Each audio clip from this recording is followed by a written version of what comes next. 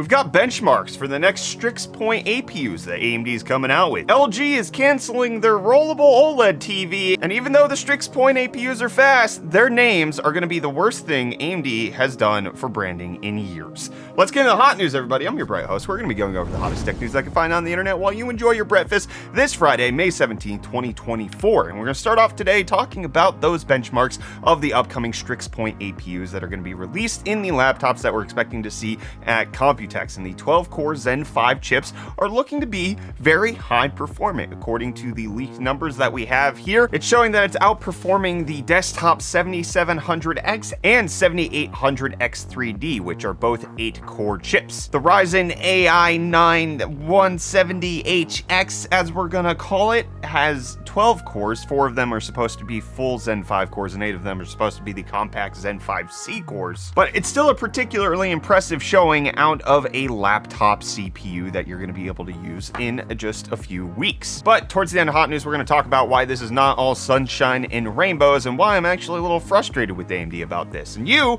may be frustrated if you were thinking about purchasing LG's $100,000 rollable OLED TV. This bad boy was supposed to go in and out of the TV stand that it was in, and you could see it furled up and went to bed just like you do when you're done watching. And according to reports, it's just there's not enough interest in this thing. It's way too expensive, it's too frivolous, and people don't have as much living room space as before. It's definitely not the $100,000 price point, despite the fact that this was shown off as a prototype in 2018, not really seeing the light of day very much. Not too many people were ever able to get one. LG is still moving forward when it comes to concept TVs. They showed off their transparent OLED TV at CES, and again, likely not going to sell that either because you have to have it stationed in front of a good background in order for it to work very well. So just if you were going to spend $100,000, now you're not. You don't get to have that anymore. Kyler, aren't you so sad about this? I want to spend my money. You have that much? No. Oh, you know how we could get some? Selling my kidneys. That and saving money on buying tech products with UFD Deals. Reece, save us 100 grand, please. Man, who wants to tell me about it? Yo, welcome back to UFD Deals, bringing the hottest tech deals out on the internet. Happy Friday, everyone. Hope you guys have a great start to your weekend. And hey, we've got a great start to today's deals with this AOC Aegon AGM 700 wired gaming mouse with Omron switches for only $14.99, making it $10 off. And then next up, we have the Sticklemonster Q300L V2 Micro ATX case for only $44.99 with the coupon applied, making it $15 off. And then lastly, we have this Asus VivoBook laptop featuring a 14-inch 1080p display, an Intel Core i3-1250U, 8 gigs of DDR4 RAM, and 128 gig SSD for only $229.99, making it $200 off and a great budget laptop choice. And hey, with that, the deals are done. You can find these and more linked in the video description down below. But until next time, I'm gonna hand you off back to Brett for the rest of your hot news. Cheers. Well, Reece, here's the deal. Turns out that AT&T and a satellite mobile phone company known as AST Space Mobile made a deal to make space phone service happen, and they're going to be launching their first satellites this summer. They have a memorandum of understanding since 2018 to launch these satellites. This thing doesn't actually exist yet, but it's gonna, and it's essentially everything that T-Mobile has already talked about, trying to bring text in last mile scenarios where you're actually able to have service where you otherwise wouldn't, especially in more remote locations, which is going to be helpful. I don't want to necessarily knock it, but it's likely going to take some time for this to get up and running for the average consumer to have this on their phone. And what Asus wants to bring to the average consumer on their handheld is more memory. We have more details coming out about the RG Ally X, both The Verge getting a hands-on with this device as well as leakers giving us some indication on what we should expect. And the reports are it should have roughly 24 gigabytes of LPDDR5X RAM, making it slightly faster and higher in capacity, and allegedly up to 8 hours in battery life. Initial reports that we were supposed to get 40% more watt hours than the 40 watt hours that's currently in the RG Ally. Not quite giving you a lot more capacity, but with how bad the battery life is in the Ally right now, anything extra is welcome, especially if they're not switching over to OLED displays. The Verge giving some details with regards to how the Ally felt in the hands, and it's slightly better in a lot of different ways. It's mostly the same, and it's just gonna feel a little bit nicer to hold, and hopefully shouldn't kill your SD card anymore, even though it's gonna cost $100 more. And I don't care how much this next product costs. The Sapphire 7700 XT Frostpunk 2 edition.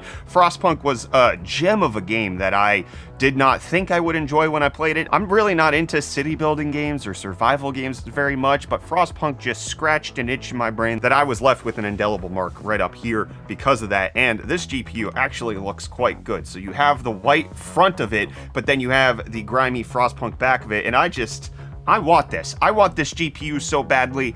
It's a bit of a shame that it's just a 7700 XT, but I will take it.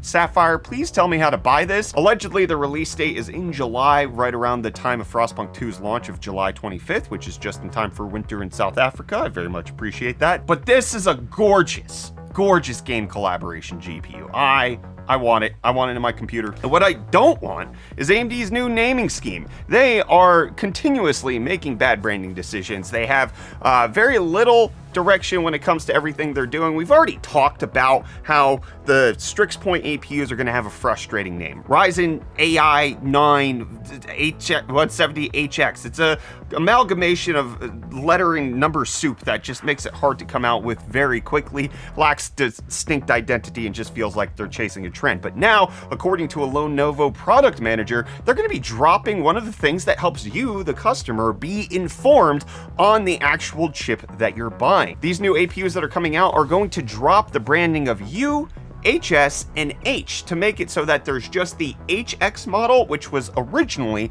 supposed to be the high performance one, because you might remember that AMD dropped this slide trying to teach everybody how to decipher their new mobile lineup. You have the first number that indicates what year it launched in. The second number is the market segment. The third number is the architecture. The fourth number is the feature isolation. And then the last letter is the form factor. So how many watts it's pulling to distinguish performance.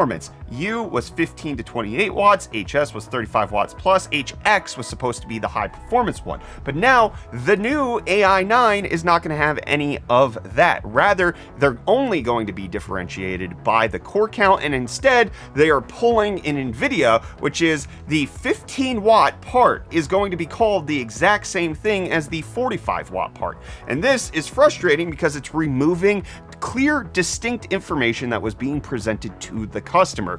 I knew that I could buy the U series part and it would be slightly slower than the HX series part, but now I have no understanding unless I delve deep into the specifications of the laptop that I'm buying to see whether or not I got the 15 watt or the 45 watt part. This was garbage when NVIDIA decided to pull this with all of their mobile laptops. They used to more clearly distinguish it with Max Q and Max P, and they probably found that the Max Qs weren't selling as well or had a kind of a bad reputation in the tech industry because they were slower and lower powered. So if you get rid of the naming scheme and you call the 4060 just the 4060 regardless of how much power it's pulling, well then it's totally fine, regardless of the fact that there's going to be up to a 30 to 45% performance difference in some cases, which is enough to jump an entire class of GPUs. It's the same thing that's happening here with AMD. If you have a 15 watt CPU being called the same thing as a 45 watt CPU, you are taking information away from the consumer. I should be able to distinguish U series from HS from HX. While this chart was frustrating, it was at least clear and distinct. It made sense. It had purpose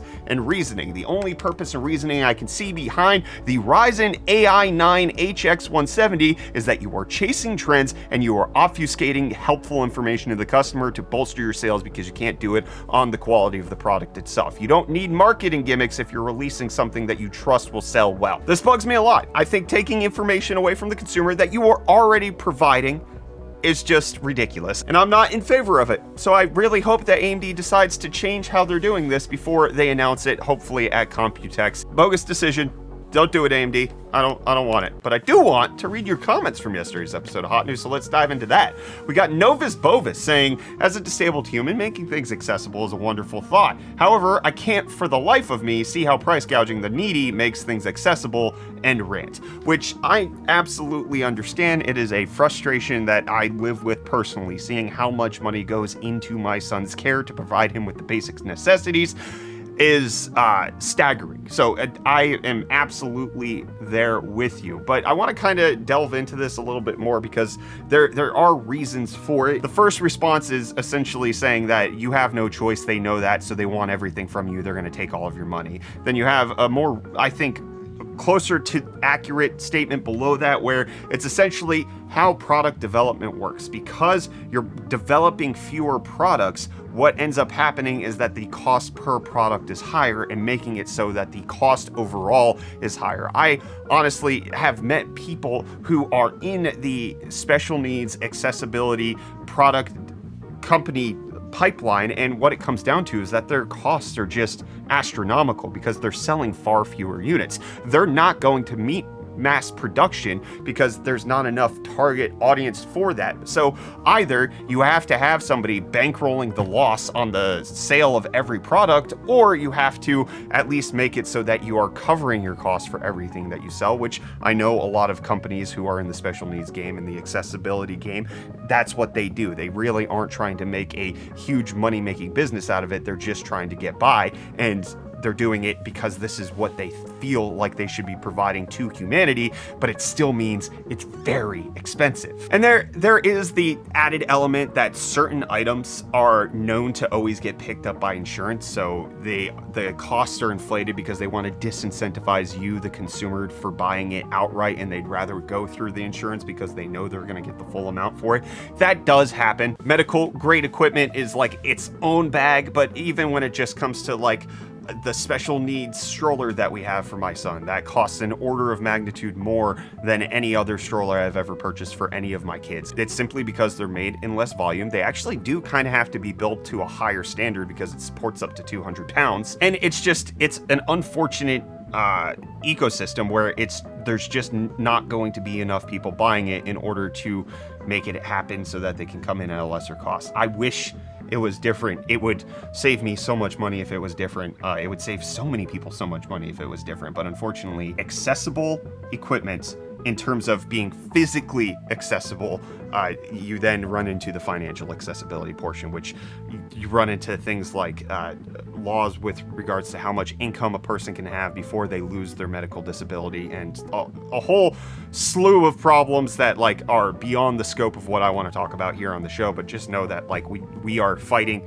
through that together, and I'm keenly aware of that daily reality, and I don't know how to impact it, but I do know that the struggle is there. Then we got Mr. Fat Rat saying, the big problem with an NVIDIA handheld is it will at most be something like an Android gaming or streaming device, not unlike the original NVIDIA Shield. NVIDIA only makes ARM chips, so it would need to be a translation layer for any PC games. The only solution to this would be to have an Intel or AMD CPU with NVIDIA GPU, but I assume they want to make a modern Tegra chip. You would presume that based on where we are right now. I think you can kind of see that the sands are shifting a little bit when it comes to the modern compute ecosystem. Snapdragon X and X Elite are supposed to be launching within a few months. That's going to potentially change how Windows functionally works. Getting ARM support, if Windows is adopting it, is going to help incentivize a few things.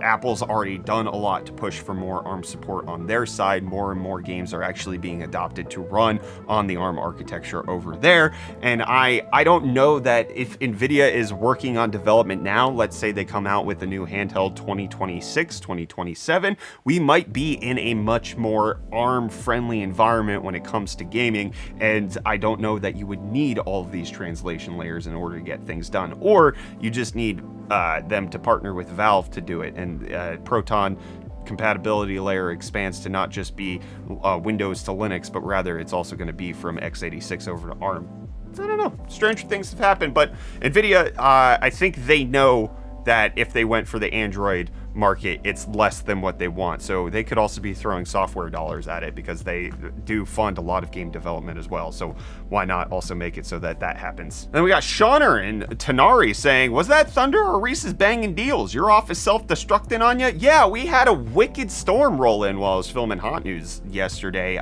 It was a storm that knocked over a 30-foot oak tree in my backyard and landed in my neighbor's yard. So I had to deal with that today. That was not pleasant.